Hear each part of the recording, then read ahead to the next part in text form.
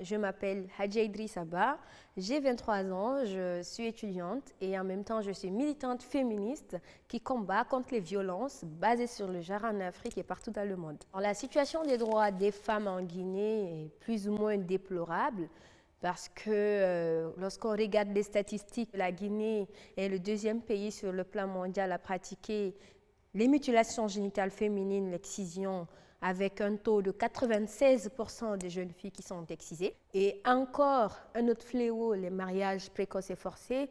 Plus de 50% des jeunes filles sont mariées de façon forcée et encore précoce. Des enfants de 11 ans, de 12 ans sont mariés.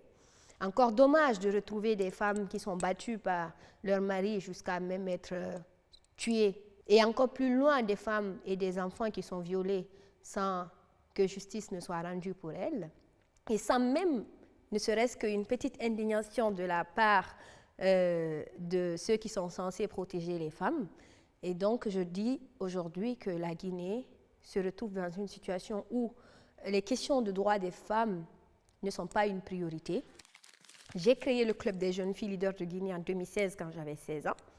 Et que ce club est devenu aujourd'hui un grand espace pour les jeunes filles et femmes et qui accueille les victimes, qui les écoute et qui les accompagne.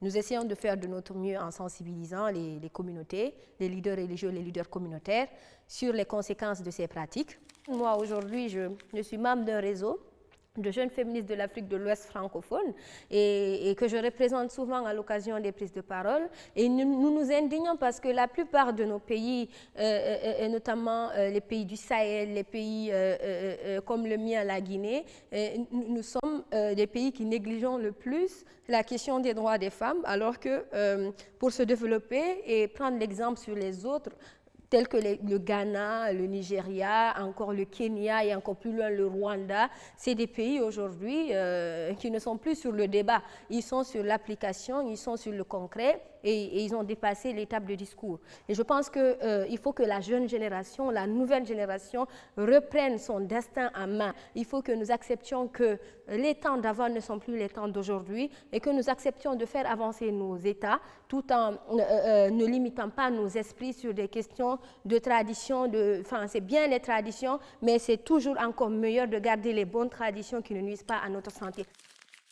J'ai envie de dire une chose aux personnes qui me regardent. L'Afrique a ses valeurs. L'Europe a aussi ses valeurs. Et je suis née en Guinée, j'ai grandi, je suis arrivée en France il y a 2 ans, 3 ans de cela.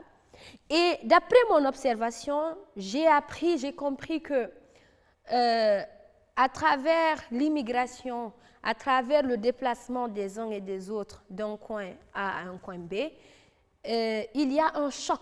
Il y a un choc de culture, il y a un choc de tradition. Ici en France, que ce soit là-bas en Afrique, que ce soit en Asie, tout le monde doit se donner la main afin de stopper ces fléaux dans les pays où ça arrive. Je ne suis pas la seule combattante, tout le monde doit se réveiller, que ce soit nos mamans, nos papas, nos leaders religieux, nos leaders communautaires, nos leaders politiques, tout le monde doit se réveiller, se donner les mains ensemble pour enfin trouver une solution à cette problématique.